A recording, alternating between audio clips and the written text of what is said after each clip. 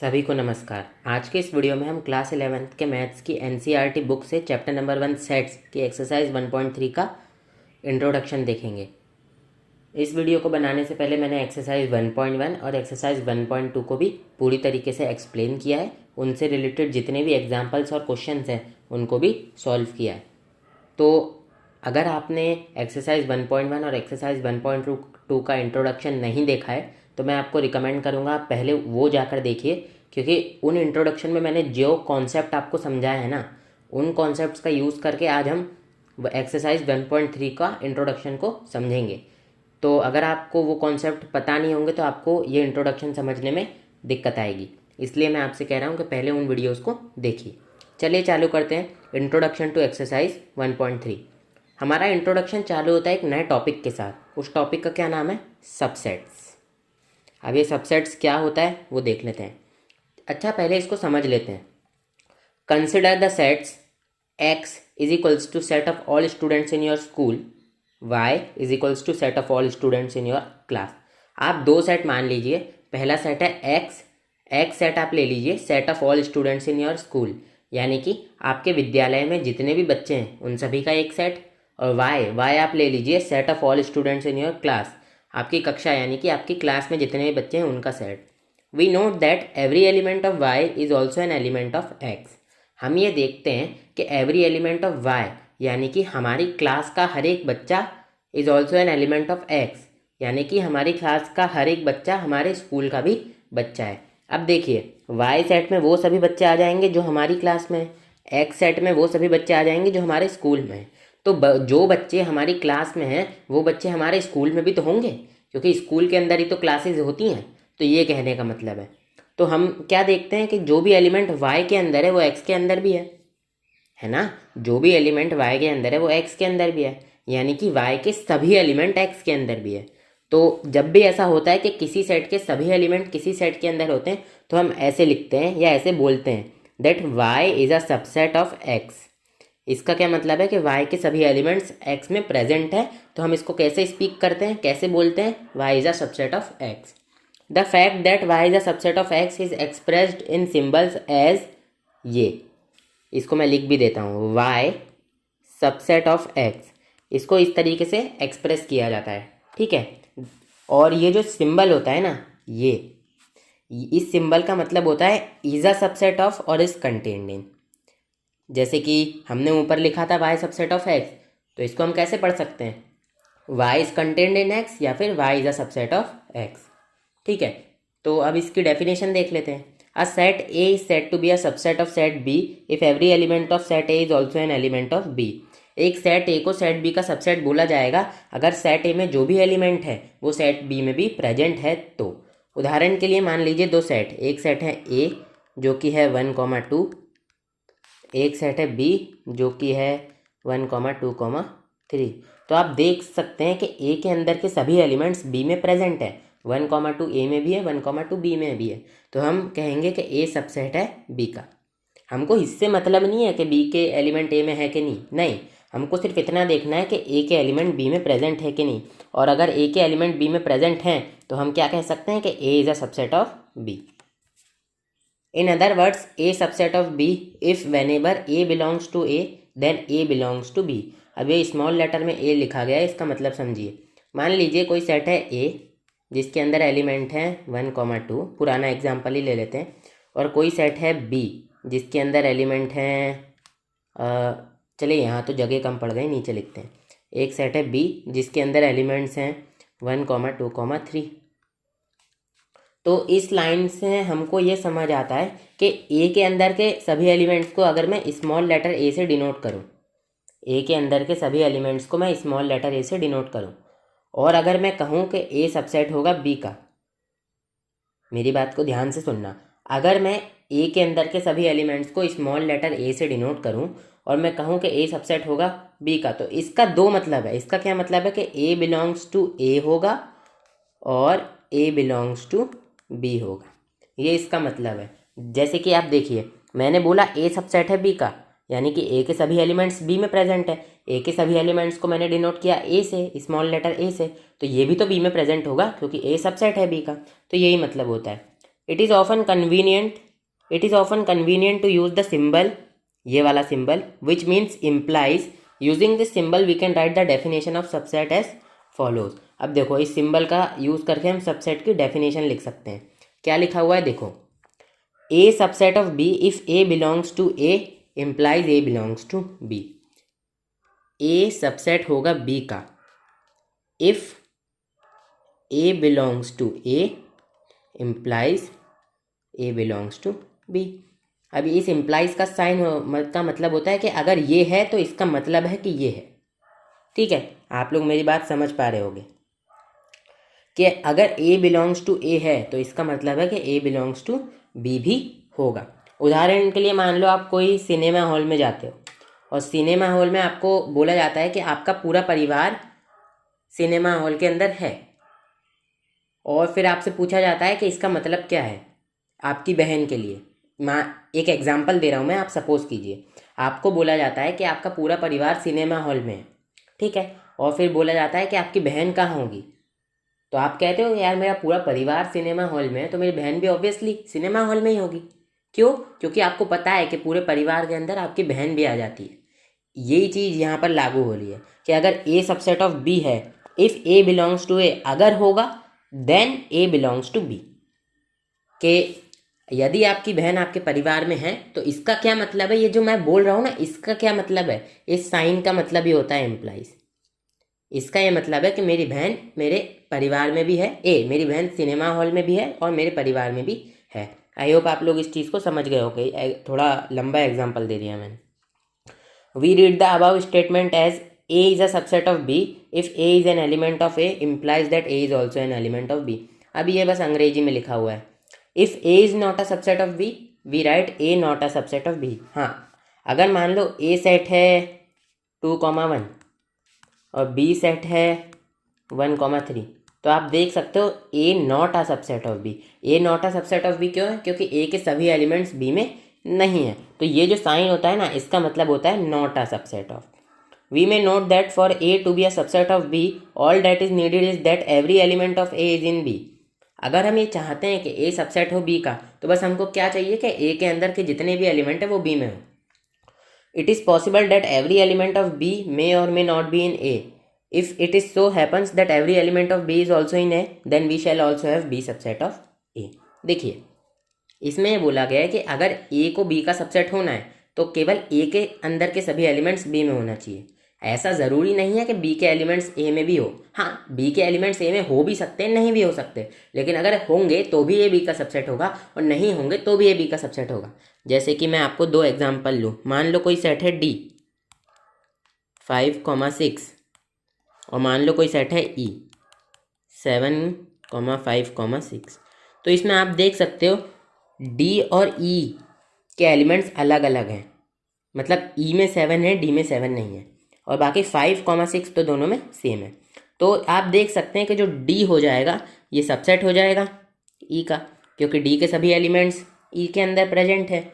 लेकिन जो E होगा वो नॉट अ सबसेट होगा किसका? D का, क्योंकि E के सभी एलिमेंट्स D में प्रेजेंट नहीं है।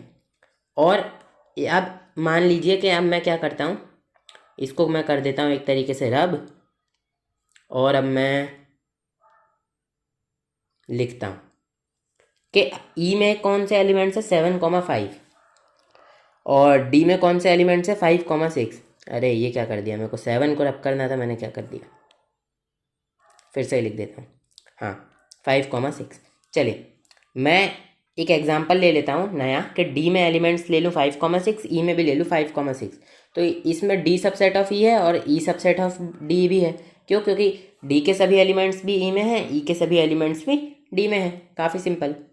तो जब भी ऐसा होगा तो D इक्वल्स टू E हो जाएगा, दोनों सेट इक्वल हो जाएंगे, क्योंकि इसके सभी एलिमेंट्स इसमें हैं, इसके सभी एलिमेंट्स इसमें हैं। इसका क्या मतलब है कि दोनों सेट इक्वल हैं। अब इनको डिनोट करने के लिए भी नई नई चीज़ें यूज़ की जाती हैं। If it so happens that every element of B is also in A, then we also have B subset of A। हमने पढ़ लिया। In this case A and B are same sets, so we have A subset of B and B subset of A। और फिर ये जो sign लगा हुआ है ना, इसका मतलब होता है टू वे इम्प्लीकेशंस। यानी कि मान जैसे कि इधर लिखा हुआ है A subset of B and B subset of A, two way implications A equals to B, यानी कि टू वे इम्प्लीकेशंस यानी कि ये और ये दो है ना, ये पहली बार हमने लिखा, ये दूसरी बार हमने लिखा, तो इन दोनों के कारण ये ए इक्वल्स टू बी हुआ है, इसलिए ये जो साइन है ये टू वे इम्प्लीकेशंस का है। देखिए वहाँ पर लिखा भी हुआ है, वेयर ये वाला sign is a symbol for two way implications and is usually read as if and only briefly written as iff. अब ये तो कुछ काम का नहीं है आपके, ये तो अंग्रेजी झाड़ी है बस। It follows from the above definition that every set A is a subset of it self. यहाँ से हमको क्या पता चला कि कोई भी सेट है ए, मान लो ए हम ले लें 5,6, तो जो ए होगा ये ए का ही सबसेट होगा। यहाँ से हमको ये बात पता चल गई, क्यों? क्योंकि ए के सभी एलिमेंट्स ए में प्रेजेंट ही होंगे, ठीक है। Since the empty set phi has no element, अब जैसे कि एक सेट है फाइव, इसके एलिमेंट कितने होते हैं? 0। We agree to say that phi is a subset of every set, तो हम फाइव को सभी सेट का सबसेट कह सकते हैं। We now consider some examples. अच्छा, अब उन एग्जाम्पल्स को देखने से पहले आप लोग एक चीज़ समझ लो। क्या समझो कि जो फाइव होता है ये सबसेट क्यों होता है हर सेट का, ठीक है। मान लो, इसको समझने के लिए मान लो एक सेट है ए सेट है आपका 2,1। अब सबसेट का क्या मतलब होता है कि इसके एलिमेंट्स इसमें प्रेजेंट हैं, तो फाइव को हम कैसे लिखते हैं? इस तरीके से लिखते हैं।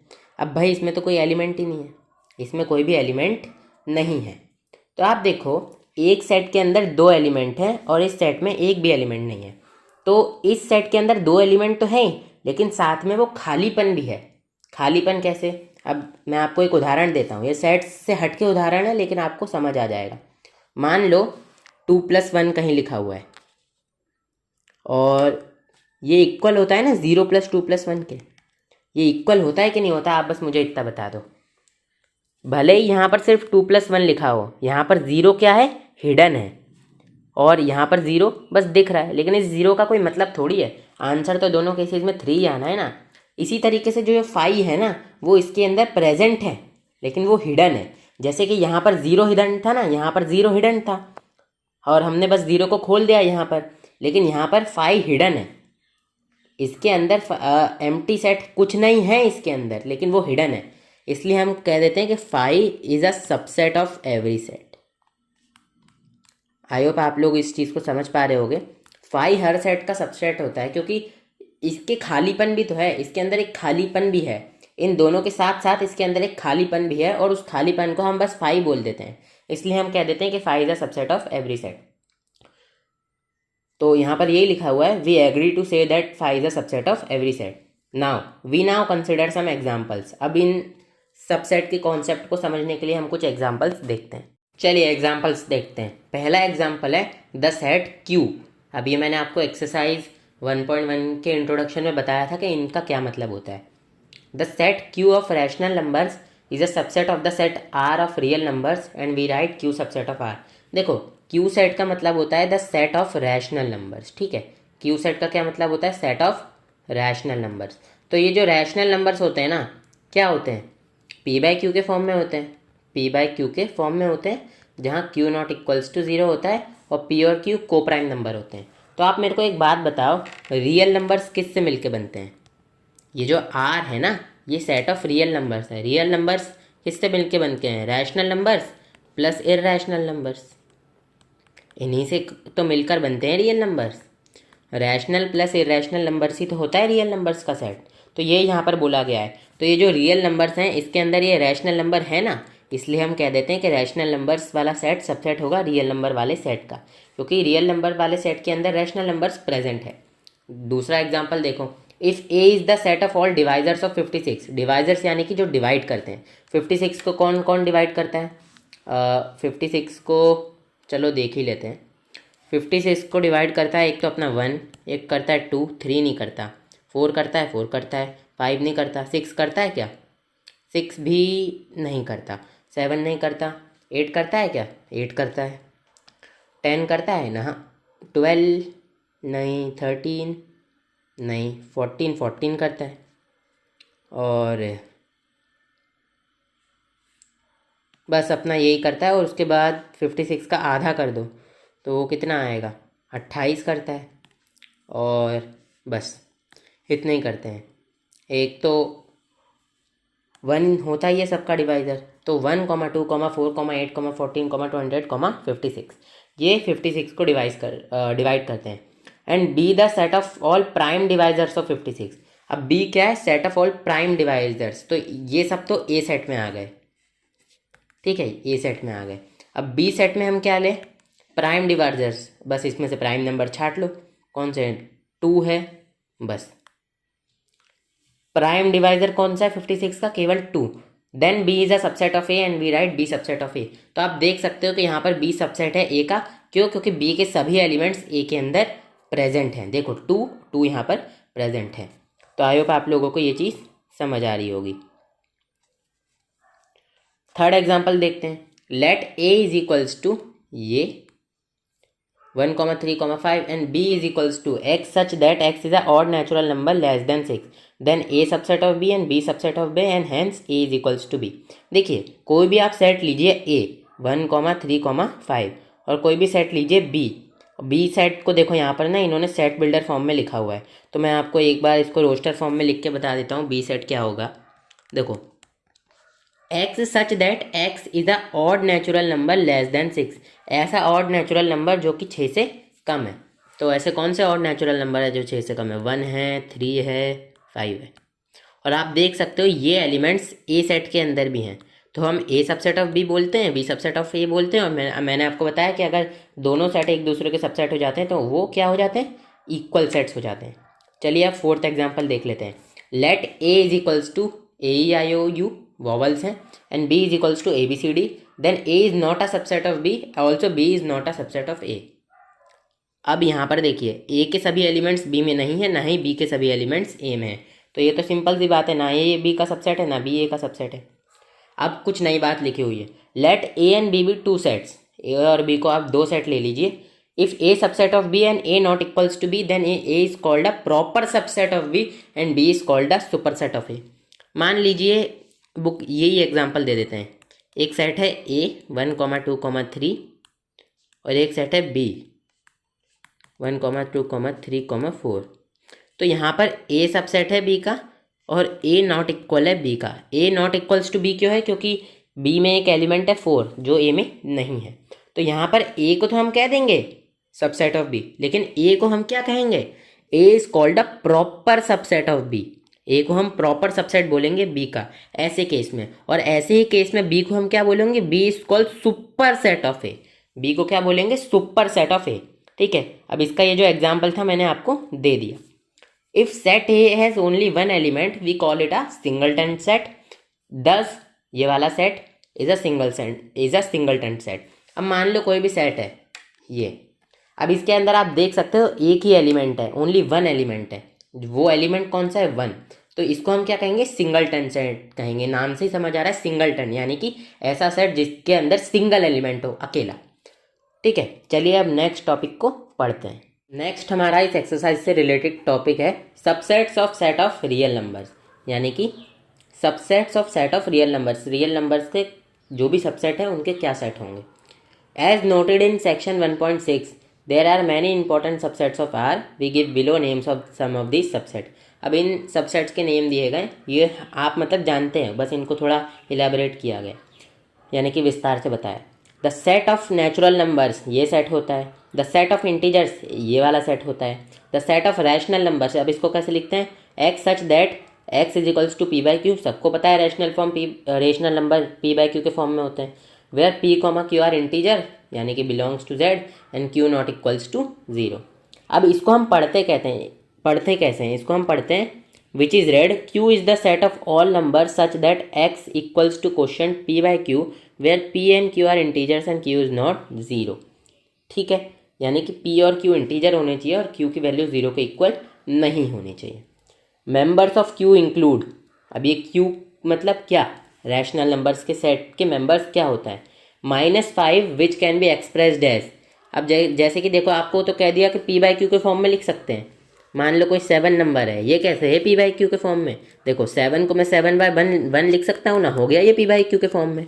यहाँ पर Q की वैल्यू कंपेयर करो तो Q की वैल्यू 1 आ रही है, 0 नहीं है। तो बस यही बोला जा रहा है कि कोई से भी रैशनल नंबर को P/Q के फॉर्म में लिखा जा सकता है। और यहाँ पर कुछ और उदाहरण दिए हुए। अच्छा, ये मिक्स्ड फ्रैक्शन का उदाहरण आप देखिए, यहाँ पर लिखा हुआ है 3/1/2। इसका क्या मतलब होता है? देखिए, इसका मतलब सिंपल है। ये जो 2 है ना, इसको 3 से मल्टीप्लाई कीजिए, क्या आता है? 6 आता है। अब 6 में ये 1 ऐड कीजिए तो क्या आ गया? 7 आ गया। तो 7 को ऊपर लिख दीजिए, फिर अपॉन में डिनोमिनेटर एज इट इज़ रहने दीजिए। तो ये हो गया आपका 3.5 आ गया। ठीक है, अब इसको दूसरी तरीके से भी सॉल्व कर सकते हैं। ये 3 एज इट इज़ लिखिए और इसमें प्लस कर दीजिए ये इधर जो नंबर लिखा है। मिक्स्ड फ्रैक्शन आप लोगों ने सीखे हैं, तो मैं एक तरीके से ये आपको रिवाइज ही करा रहा हूँ, कभी कोई भूल गया हो तो उसको याद आ जाएगा। Which can be expressed as 7/2। देखो मैंने आपको बोला था ना, ये 7/2 लिख सकते हैं इसे। एंड -11/3, -11/3 ये दूसरे नंबर के लिए बोला गया है। The set of rational numbers denoted by T. अच्छा, इसमें कंफ्यूज मत होना, ये जो -11/3 है ये क्या है?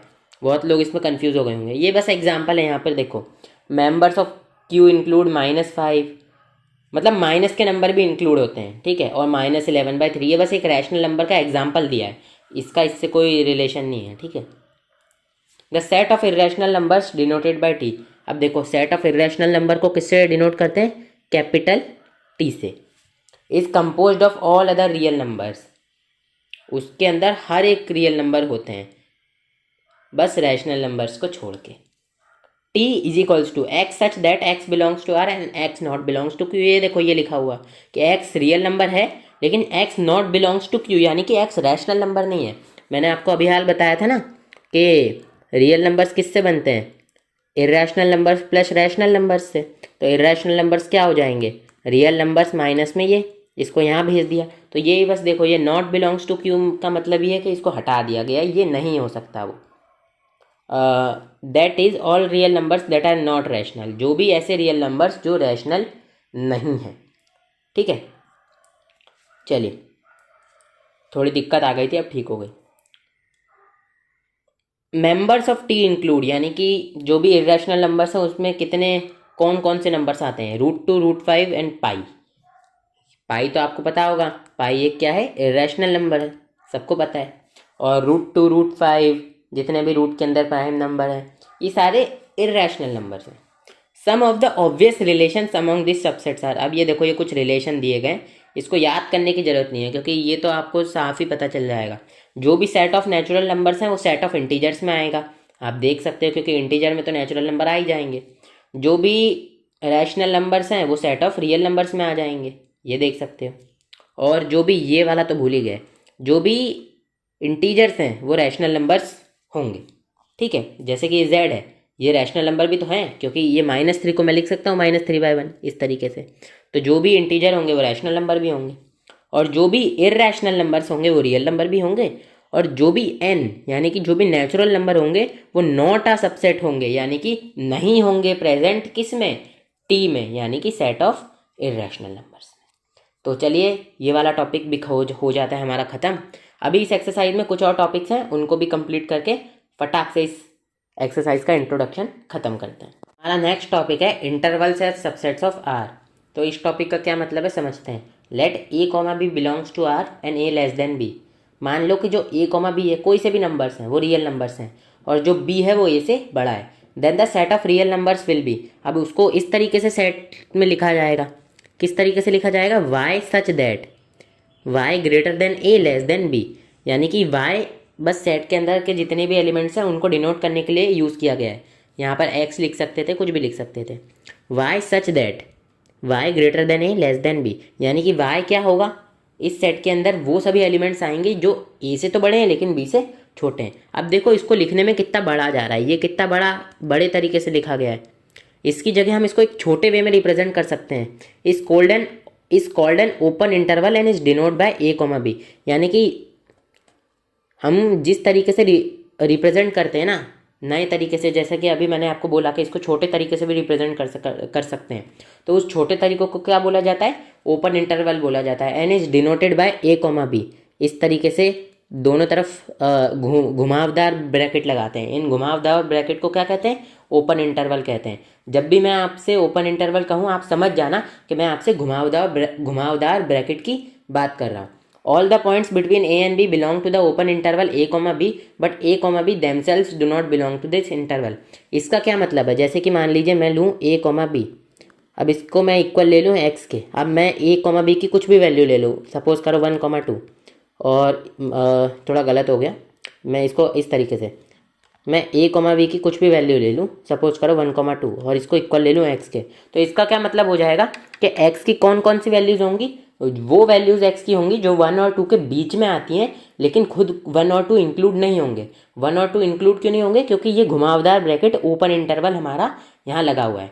The interval which contains the end points is called an closed interval, यानी कि इस तरीके का इंटरवल जिसमें एंड पॉइंट्स हो, यानी कि ये जो आखिरी के पॉइंट्स है ना, इनको भी इंक्लूड किया जाए। अब जैसे कि इसको सेट बिल्डर फॉर्म में कैसे लिखेंगे, इस तरीके से लिखेंगे, x such that x greater than equal to A less than equal to B. X की वैल्यू ए के इक्वल भी हो सकती है, ए से ज़्यादा भी हो सकती है, एक्स की वैल्यू बी से कम भी हो सकती है, बी के इक्वल भी हो सकती है, ये मतलब होता है इसका। और इसको किस तरीके के ब्रैकेट से डिनोट करते हैं, इस तरीके से, चौकोर आकार के ब्रैकेट से, चौकोर आकार के ब्रैकेट से, जिसको हम क्लोज्ड इंटरवल भी बोलते हैं। तो जब भी मैं आपसे वीडियो में आगे क्लोज्ड इंटरवल की बात करूं, आप समझ जाना कि इन चौकोर आकार के ब्रैकेट की मैं बात कर रहा हूं। अब हमारे पास ऐसा भी हो सकता है, अब देखो सबसे पहले तो इसका मतलब समझ लो क्या है, ए कॉमा बी है। अब ए कॉमा बी में मैं 5,6 ले लूँ मान लो, क्योंकि मैं हर चीज़ का आपको एग्जाम्पल दूंगा ताकि आप अच्छे से समझो।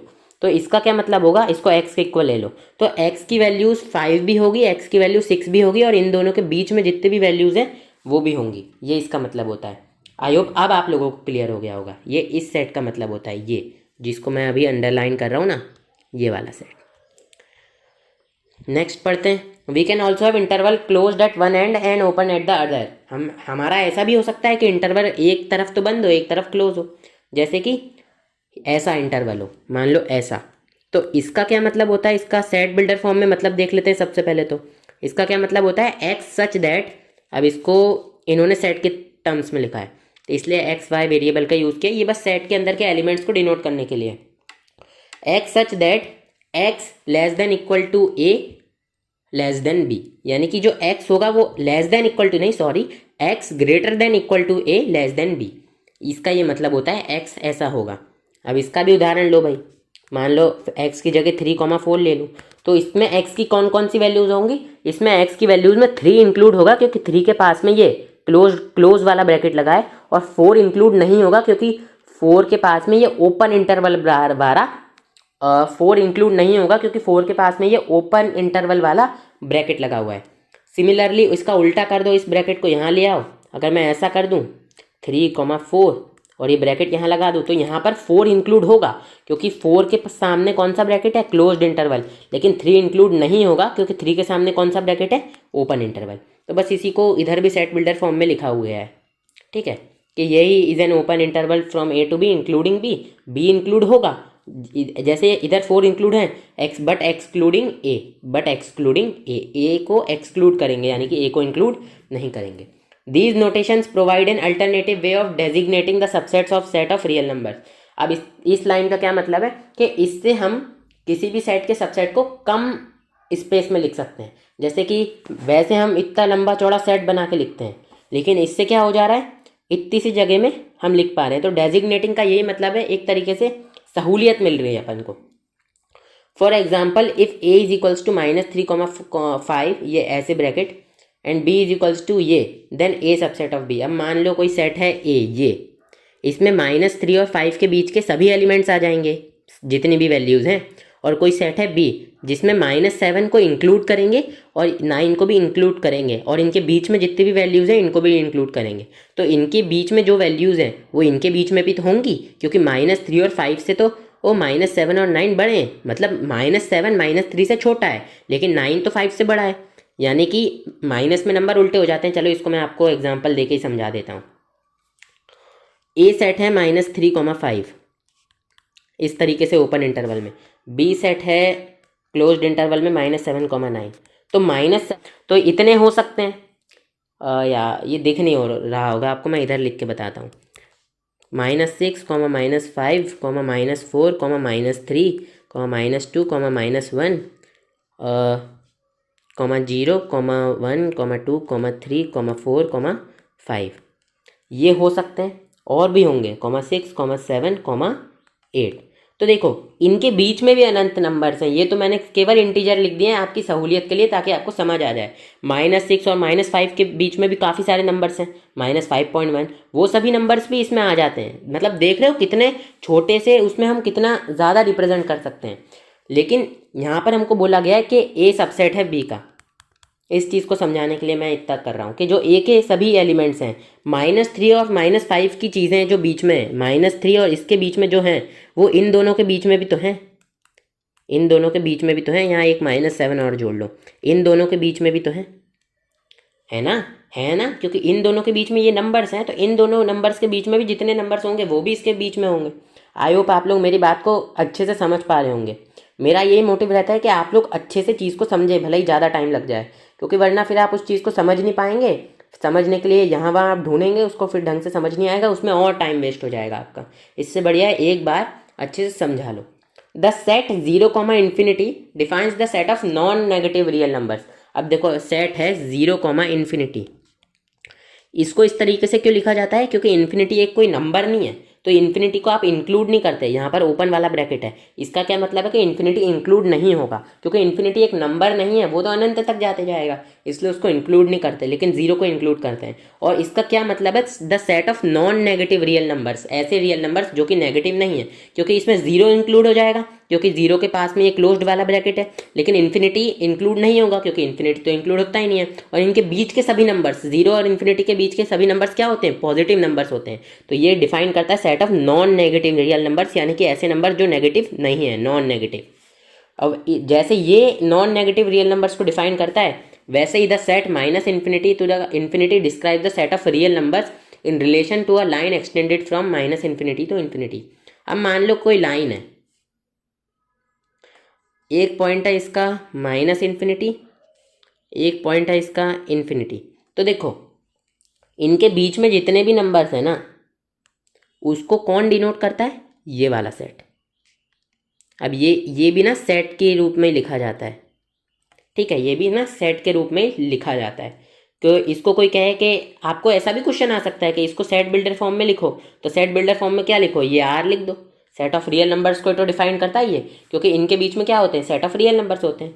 अब यहाँ पर एक और चीज़ बोली गई है, on a real number line various types of interval described above as subsets of R shown in figure 1.1। अब आप अपने नीचे ये वाली फिगर को देखिए, इसमें देखिए क्या लिखा है, A, B इंक्लूड नहीं है, लेकिन इनके बीच की चीज़ें इंक्लूडेड है। जो चीज़ें काले धब्बे से डिनोट की जाए और ब्लू लाइन से, मतलब वो इंक्लूडेड है। तो देखो सकते हो यहाँ पर काले धब्बे नहीं है, मतलब ये इंक्लूडेड नहीं है, ये प्रैक्टिकल है। यहाँ पर काले धब्बे हैं, मतलब ए और बी भी इंक्लूडेड है, और इनके बीच का भी इंक्लूडेड है, क्योंकि बीच का जो है उसको नीले धब्बे से शो किया गया है। यहाँ पर देखिए ए वाला धब्बा है, यानी कि ए इंक्लूडेड है, और ए और बी के बीच की सभी चीज़ें इंक्लूडेड है, लेकिन बी इंक्लूडेड नहीं है, क्योंकि बी पे धब्बा नहीं लगाया है। इसी तरीके से यहाँ पर ए इंक्लूड नहीं है, ए और बी की सारी चीज़ें, लेकिन बी इंक्लूड है, क्योंकि बी पे काला धब्बा है। और इसी तरीके से ऊपर जो इंटरवल्स हैं, इनमें भी यही चीज़ें फॉलो होती हैं। तो ये एक तरीके से प्रैक्टिकल आपको दिखाने के लिए। Here we note that an interval contains infinitely many points. हम ये देख सकते हैं कि एक इंटरवल में इनफाइनाइटली मैनी पॉइंट होते हैं, जैसे कि -1 से -0 के बीच में कितने नंबर हैं? इनफाइनाइट नंबर है, -0.9, -0.99, -0.9999, ऐसे इनफाइनाइट नंबर्स हो सकते हैं ना। इसलिए यहाँ से हमको पता चल गया कि एक इंटरवल में इनफाइनाइटली मैनी पॉइंट्स होते हैं। अच्छा, इंटरवल क्या होता है? ये जो हम ऐसे लिखते हैं ना, ये उदाहरण के लिए, ये इस पूरी चीज़ को एक इंटरवल बोला जाता है, ठीक है। For example the set x such that x belongs to real number -5 less than x, और जो x है वो 7 से छोटा है, 7 के इक्वल भी हो सकता है। ये सेट बिल्डर फॉर्म में लिखा है। इसको इंटरवल में कैसे लिख सकते हैं? इस तरीके से लिख सकते हैं ना, कि जो भी वैल्यूज़ होंगी वो -5, जो भी वैल्यूज़ होंगी, ये इधर ये वाला ब्रैकेट लगेगा, जो भी वैल्यूज़ होंगी उनमें -5 इंक्लूड नहीं होगा, लेकिन -5 से 7 के बीच की सभी वैल्यूज़ को इंक्लूड किया जाएगा, और 7 को भी इंक्लूड किया जाएगा। ये इसका मतलब होता है। And the interval -3, 5 can be written in set builder form as. And similarly इसको कैसे लिख सकते हैं? इस तरीके से लिख सकते हैं, -3, 5 है, इसका क्या मतलब है? और यहाँ पर ये वाला ब्रैकेट है। इसका क्या मतलब है कि -3 को इंक्लूड किया जाएगा, 5 को इंक्लूड नहीं किया जाएगा। और इसको सेट बिल्डर फॉर्म में इस तरीके से लिखते हैं, एक्स सच दैट, यानी कि बस सेट के अंदर के एलिमेंट्स को एक्स से डिनोट कर लिया। जो एक्स होगा वो -3 के इक्वल भी हो सकता है, -3 से बड़ा भी है, और एक्स 5 से छोटा है। ठीक है, तो अब एक लास्ट कॉन्सेप्ट देख लो। The number b minus a is called the length of any of the intervals a, b, a, b, a, b और a, b। अब देखो, मान लो कोई इंटरवल मैं इस तरीके से लूँ, ऐसे ब्रैकेट 5, 6। तो अब कोई बोले कि इसकी लेंथ निकालो। अब ये लेंथ क्या है, बस नाम दे दिया इन लोगों ने कि इसकी लेंथ बोला जाता है इस नंबर को। तो इस नंबर को a नाम दे दो, इस नंबर को b नाम दे दो। तो द नंबर b माइनस ए, अब सबसे पहले देखो ये नंबर ब्रैकेट के अंदर है, तो इसकी कोई लेंथ निकालने को कहे, कोई कहे फाइंड द लेंथ। तो लेंथ निकालने के लिए सबसे पहले ब्रैकेट लगा दो दोनों तरफ। अब b माइनस ए कर दो, b क्या है 6 - 5, तो लेंथ क्या आ गई आपकी 6 - 5 1 होता है। तो ये इस तरीके से लेंथ को रिप्रेजेंट किया जाता है। अब ये हर चीज़ के लिए है, अब इसमें ब्रैकेट का कोई नहीं है, इसमें हर बार ये सेम ब्रैकेट ही लगेंगे। उदाहरण के लिए कोई कह दे कि ऐसा है, इसकी क्या लेंथ होगी, तो इसकी भी सेम लेंथ हो गई। इसको मान लो a, इसको मान लो b, ऐसे ब्रैकेट लगाओ, 6 - 5 करो, 1 आ गया। कोई क्या भाई ऐसा है, तो इसका भी सेम होगा, दोनों तरफ ऐसे ब्रैकेट लगाओ, इसको a मानो, इसको 6 को b मानो, 6 - 5 1 करो। तो ऐसे इसमें ब्रैकेट का फर्क नहीं पड़ता। कोई क्या ऐसा है, चलो हर केस ही ले लेते हैं, तो इसमें भी क्या करो, सिंपल कुछ नहीं, b माइनस ए कर दो, b है 6, a है 5, 6 - 5 1। तो इस तरीके से लेंथ ऑफ द इंटरवल निकाली जाती है। चलिए अब अभी कुछ टॉपिक्स और हैं, 3-4 टॉपिक्स, उनको पढ़कर इस इंट्रोडक्शन को ख़त्म करते हैं। हमारा नेक्स्ट टॉपिक है पावर सेट। अब देखिए, ये जो आपका टॉपिक है ना, ये आपके एग्ज़ाम में नहीं आएगा। क्यों? क्योंकि ये टॉपिक पुराना है, ओल्ड बुक का टॉपिक है ये। और ये मैं आपको क्यों पढ़ा रहा हूँ, मैं ये चाहता हूँ कि आपको हर चीज़ की नॉलेज रहे, ठीक है। क्योंकि जो अभी हमने कॉन्सेप्ट सीखा है, उसके बाद पावर सेट का कॉन्सेप्ट सीखना ज़रूरी है। लेकिन ये जो नई बुक है आपकी एनसीईआरटी की, उससे इसको काट दिया गया है, इसलिए मैंने इसको थोड़े अलग कलर से डिनोट किया है। तो अगर आप सिर्फ और सिर्फ आप एग्ज़ाम पॉइंट ऑफ व्यू के लिए पढ़ते हैं तो स्किप कर दीजिए, 5-6 मिनट आगे चले जाइए। लेकिन आपको सही में भी पढ़ना अच्छा लगता है, आपको मैथ्स अच्छी लगती है, तो इसको ज़रूर पढ़िएगा। तो चलिए चालू करते हैं पावर सेट। अब पावर सेट क्या होता है, कंसिडर द सेट, ये वाला सेट हमको कंसिडर करना है, ये वाला। Let us write down all the subsets of the set. अब ये भी जो भी सेट है ना, इसके सबसेट्स लिखो। अब देखो सबसेट्स क्या होते हैं ये मैंने आपको बताया था, लेकिन अब सबसेट्स लिखना कैसे है देखो। तो हमारे पास एक सेट है ये 1, 2। अब हमको एक चीज़ पता है, we know that phi is a subset of every set. जो फाई होता है वो हर सेट का सबसेट होता है, तो इसके सबसेट्स को लिखो। तो ये फाई, ठीक है, ये फाई हो गया। फाई का सिंबल कुछ इस तरीके से बनाइएगा आप। तो ये हो गया आपका फाई।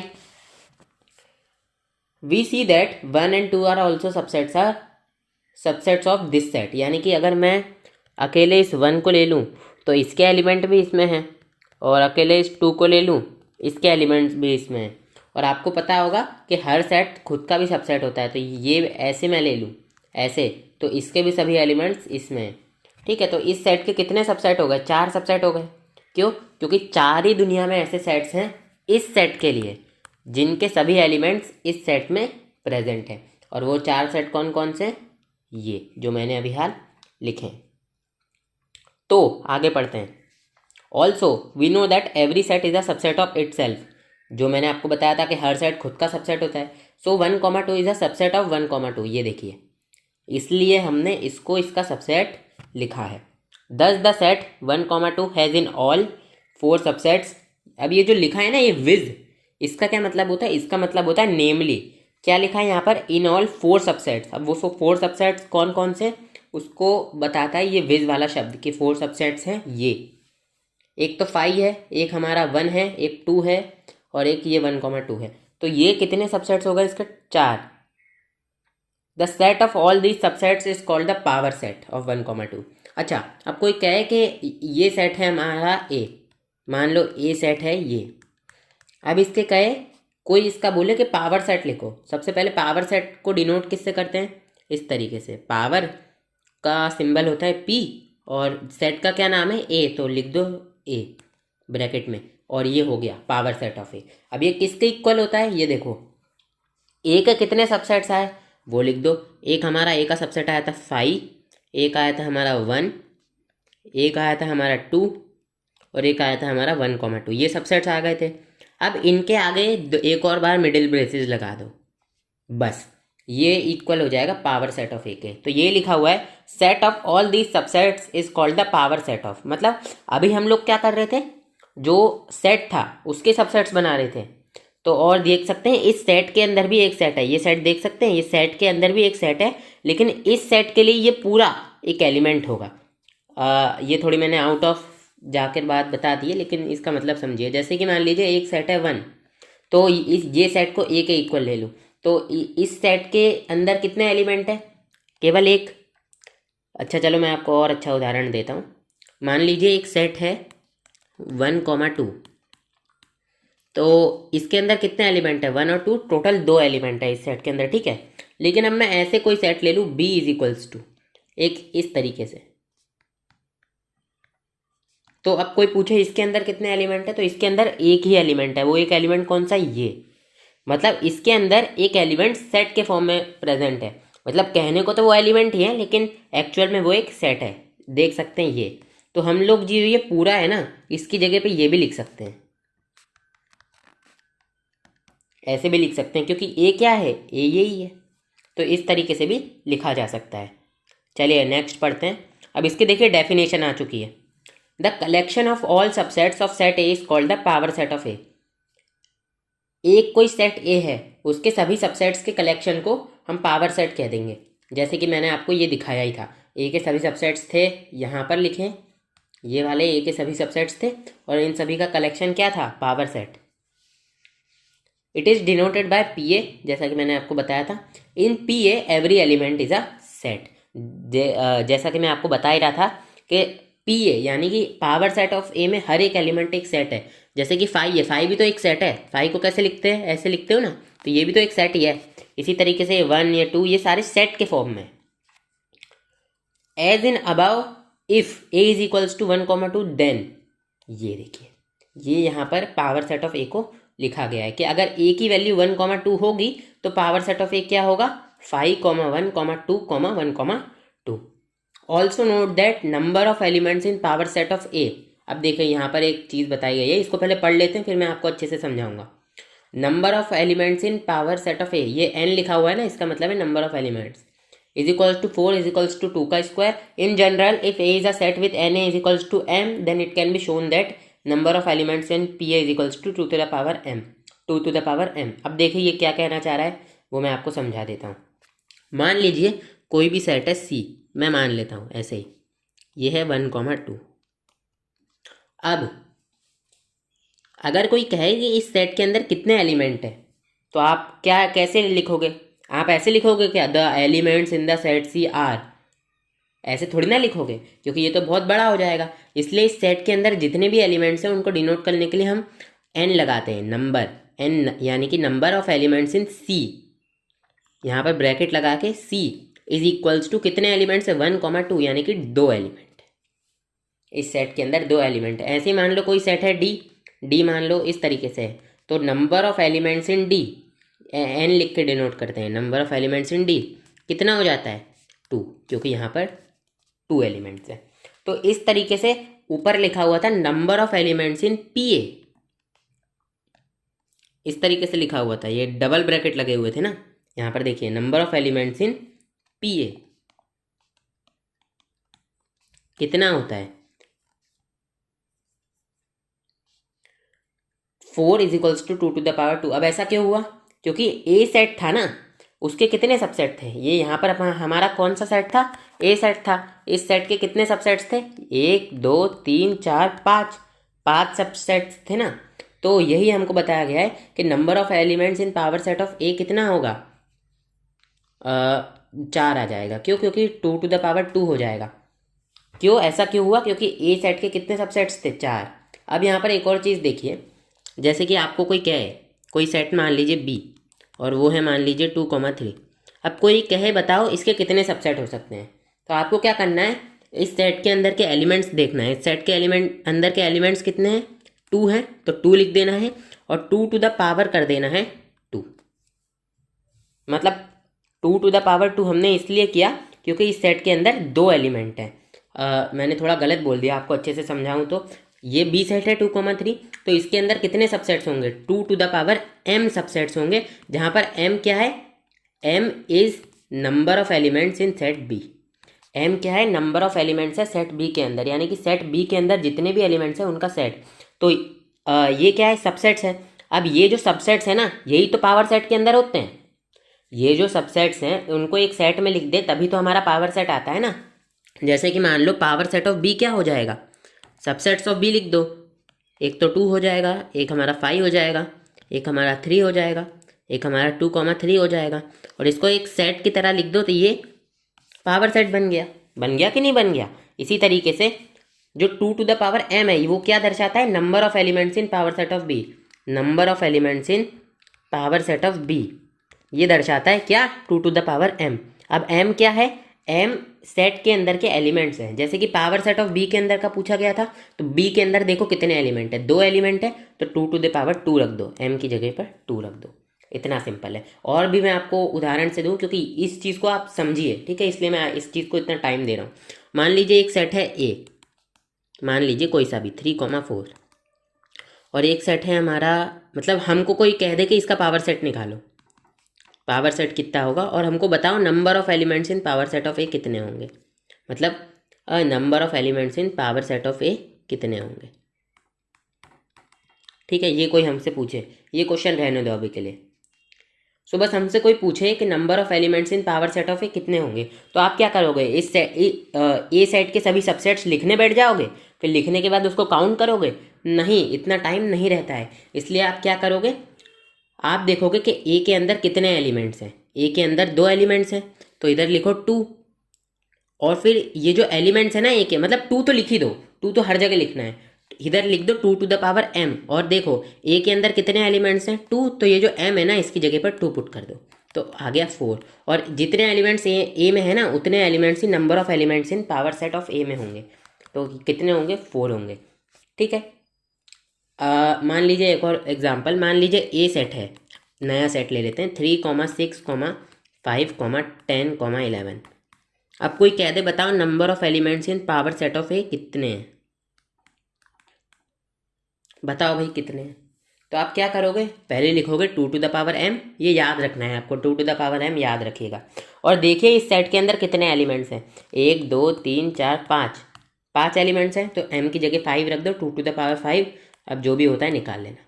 तो 2 टू द पावर 5 एलिमेंट्स होंगे number of elements P A, मतलब पावर सेट ऑफ ए में कितने एलिमेंट्स होंगे? 2 टू द पावर 5।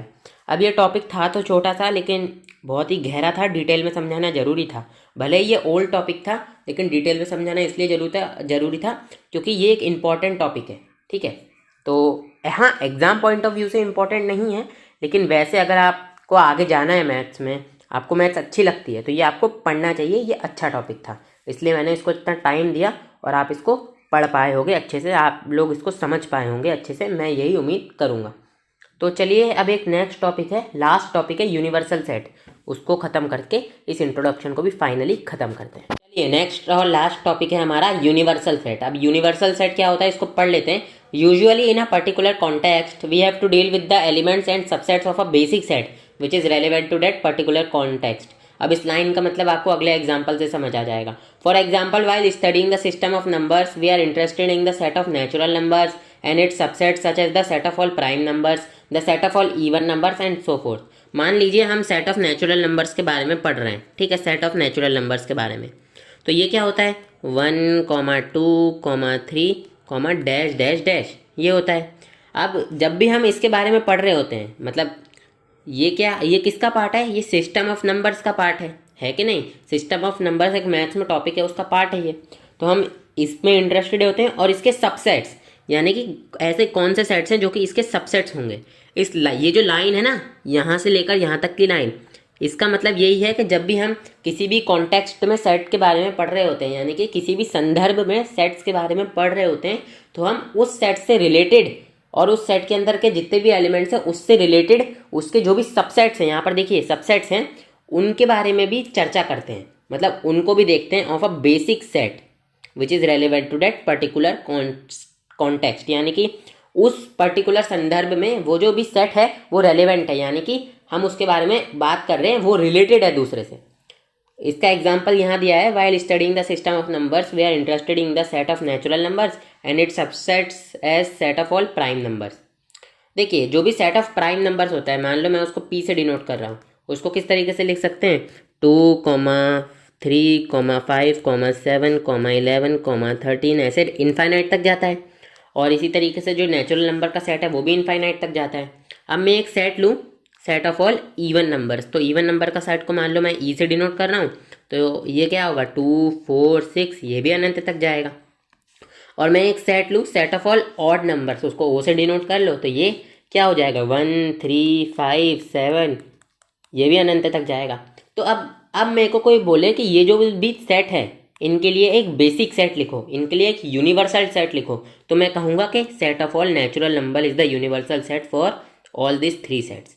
अब मैंने ऐसा क्यों बोला, क्योंकि ध्यान से देखो, जो सेट ऑफ यूनिवर्सल मतलब जो भी सेट ऑफ नेचुरल नंबर है ना, उसके अंदर set of prime number, set of even number, set of odd number सब आ जा रहे हैं, क्योंकि जो नंबर प्राइम होगा वो नंबर नेचुरल नंबर भी होगा, जो नंबर इवन नंबर होगा वो नंबर नेचुरल नंबर भी होगा, जो नंबर ऑड नंबर होगा वो नंबर नेचुरल नंबर भी होगा। तो बेसिकली यूनिवर्सल सेट का ये मतलब है कि आप जिन भी सेट्स के संदर्भ में, यानी कि जिन भी सेट्स के लिए यूनिवर्सल सेट लिख रहे हो, वो सभी सेट उस यूनिवर्सल सेट के अंदर आ जाने चाहिए।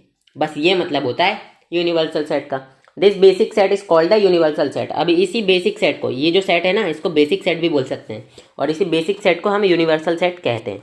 The universal set is usually denoted by capital U and all its subsets by letter A B C etcetera. अब देखिए जो भी यूनिवर्सल सेट है ना, उसको कैपिटल यू से डिनोट किया जाता है और उसके सबसेट्स को ए बी से डिनोट किया जाता है। मतलब ए से लेकर जेड तक के सभी एलिमेंट्स, यानी कि ए से लेकर जेड तक के सभी इंग्लिश अल्फ़ाबेट से आप ये यूनिवर्सल सेट के सबसेट्स को डिनोट कर सकते हो। बस यू से मत करना, कैपिटल यू से मत करना, क्योंकि कैपिटल यू से तो आप खुद यूनिवर्सल सेट को ही डिनोट कर रहे हो। अब इसका एक एग्जाम्पल ले लेता हूँ मैं, बुक में पढ़ने से पहले एक एग्जाम्पल। मान लो एक सेट है ए जो कि है 2,3, मान लो एक सेट है बी जो कि है 5,9, मान लो एक सेट है सी जो कि है 8,2a 8,10,12।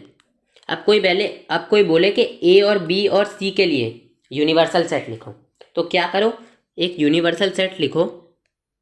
वैसे तो आप सेट ऑफ नेचुरल नंबर भी लिख सकते हो। देखो यूनिवर्सल सेट कई सारे हो सकते हैं, जरूरी नहीं है एक सेट ही हो।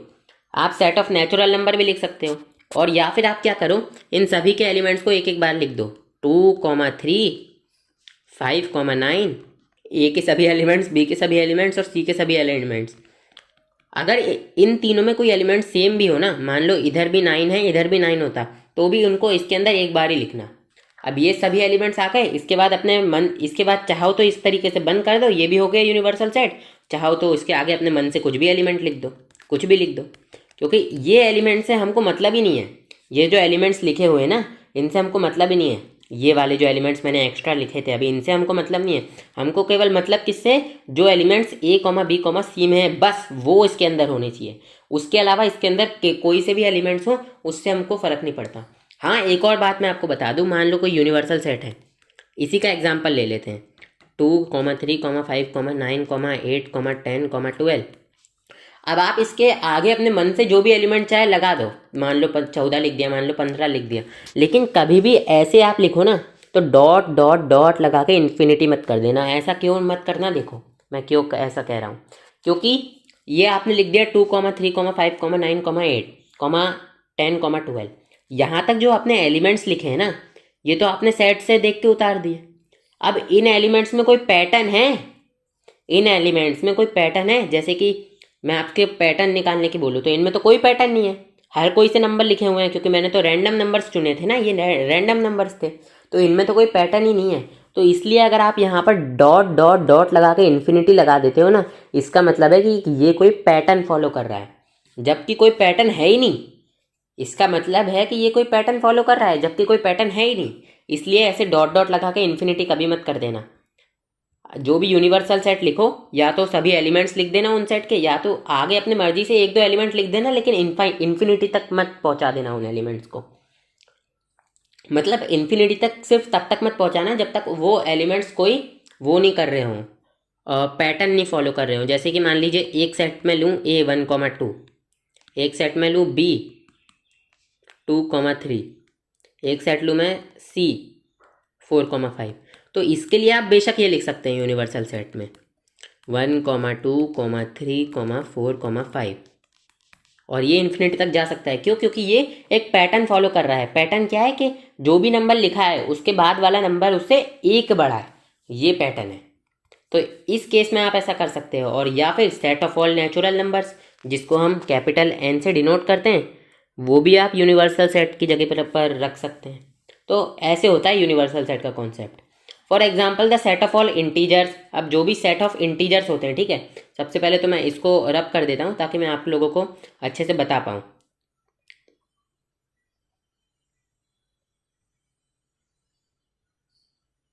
इतना काफ़ी है। हाँ, तो जो भी सेट ऑफ ऑल इंटीजर्स है, मान लो मैं उनको I से डिनोट करूँ, वो क्या हो जाएगा? इस तरीके से होगा, -3, रुक जाओ थोड़ा गलत हो गया। सबसे पहले तो इस तरफ भी ये इन्फिनिटी तक जाते हैं, -3, -2, -1, 0,1,2,3, इस तरफ भी ये इन्फिनिटी तक जाते हैं। तो दोनों तरफ तो ये इन्फिनिटी तक जाते हैं। तो ये हो गया। The universal set can be the set of rational numbers. अब इसके लिए set of rational numbers universal set हो सकता है कि नहीं हो सकता? क्योंकि रैशनल नंबर्स क्या होते हैं? P/Q के फॉर्म में जिनको लिखा जा सके, जहाँ पर Q0 = 0 हो और P और Q एक इंटीजर हो, यही तो होता है।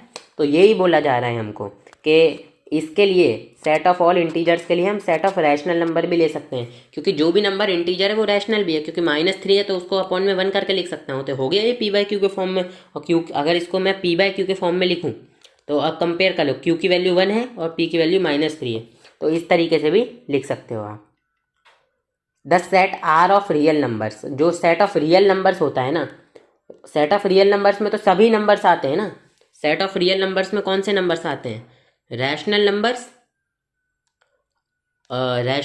रैशनल नंबर्स को किससे डिनोट करते हैं मैं खुद भूल गया, ठीक है, लेकिन आपको याद आए तो आपको क्यू से डिनोट करते हैं। क्यू से हम रैशनल नंबर्स को डिनोट करते हैं। तो क्यू प्लस में इर्रेशनल नंबर्स यानी कि टी। तो इर्रेशनल नंबर्स को हम टी से डिनोट करते हैं और रैशनल नंबर्स को क्यू से डिनोट करते हैं। और जो आर है वो हमारा सेट होता है रियल नंबर्स का। तो रियल नंबर्स का सेट किन से मिलके बना होता है? Rational numbers plus irrational numbers. और रैशनल नंबर्स के अंदर तो ये भी आ जाता है इंटीजर, तो ये रियल नंबर के अंदर रैशनल नंबर आता है और रैशनल नंबर के अंदर इंटीजर आता है, तो रियल नंबर के अंदर भी इंटीजर आएगा। तो जो भी नंबर रियल है वो इंटीजर भी होगा ही ना। For another example, in human population studies the universal set consist of all people in the world. अब ह्यूमन पॉपुलेशन स्टडीज़ की जब बात की जाती है तो यूनिवर्सल सेट क्या होता है? देखो, जब भी ह्यूमन पॉपुलेशन स्टडीज़ की बात की जाती है, मान लो ये आपकी अर्थ है, ठीक है, मेरे को अच्छे से ड्राइंग नहीं आती लेकिन समझाने के लिए कर रहा हूँ। ये आपकी अर्थ है और इसके अंदर मान लो इस तरीके से कुछ ऐसा, मेरे को पता नहीं है एग्जैक्टली क्या है, मेरे को बनाना नहीं आता है। मान लो ये इतना कोई एरिया है, मान लो इतना कोई सा भी एरिया है मान लो, और इसके लोग निकालने हैं आपको कि इसके अंदर कितने लोग हैं, उनका सेट बनाना है। तो वो कैसे बनाओगे आप? इसके अंदर जितने भी लोग होंगे उनको एक सेट के अंदर लिख दोगे। लेकिन कोई कहे कि इसके लिए एक यूनिवर्सल सेट लिखो कि ये जितने लोग हैं ये किसके अंदर आते हैं? इस अर्थ पे जितने भी लोग हैं उनका ही तो हिस्सा ही है। ये इस पार्ट में जितने भी लोग रहते हैं वो इस अर्थ के लोगों का ही तो हिस्सा है, यानी कि इस पार्ट के लोग अर्थ के लोगों के अंदर भी आते हैं। तो यूनिवर्सल सेट में क्या हो जाएगा? People of earth, people of earth. बस यही बताया जा रहा है। ये ज़्यादा ज़रूरी बात नहीं है, ये तो मैंने बस आपको समझाने के लिए बता दी क्योंकि बुक में लिखा हुआ था। तो यही है कि in human population studies the universal set consist of all people in the world. जितने भी लोग इस दुनिया में उन सभी लोग होंगे, ठीक है। तो चलिए इसी के साथ साथ हमारा जो इंट्रोडक्शन है एक्सरसाइज 1.3 का वो हो जाता है ख़त्म। ये मैं जैसा कि मैंने आपको पिछले वीडियोस में भी बताया था, ये चैप्टर काफ़ी बड़ा है लेकिन चैप्टर काफ़ी ईजी है, ठीक है। लेकिन बड़ा है तो मैं आपको इसको पार्ट्स में करवा रहा हूँ। आप एक एक पार्ट करके वीडियोस को देखेंगे ना तो आपको हर चीज़ एकदम क्रिस्टल क्लियर हो जाएगी मेरे को बोलना नहीं आ रहा है, और आप कंठस्थ कर लोगे, मतलब आपको एकदम याद रहेगी। कोई नींद में से उठा के पूछ लेगा ना कि बताना भाई यूनिवर्सल सेट क्या होता है, तो भी आपको पता रहेगा कि यूनिवर्सल सेट क्या होता है। मैंने इतने अच्छे से, इतने बढ़िया तरीके से आपको समझा दिया है। सो ठीक है गाइस, अब अगले वीडियो में हम जितने भी एग्जाम्पल्स हैं 1.3 एक्सरसाइज से रिलेटेड उनको सॉल्व करेंगे, और उसके बाद हम लोग एक्सरसाइज 1.3 के पूरे 9 के 9 क्वेश्चंस भी सॉल्व करेंगे। सो अगर आपको ये वीडियो अच्छा लगा हो तो वीडियो को लाइक ज़रूर कर देना, इस चैनल को सब्सक्राइब कर। सो ठीक है गाइस, आज के इस वीडियो में इतना ही। हम मिलते हैं आप लोगों से अगले वीडियो में, तब तक के लिए बाय बाय।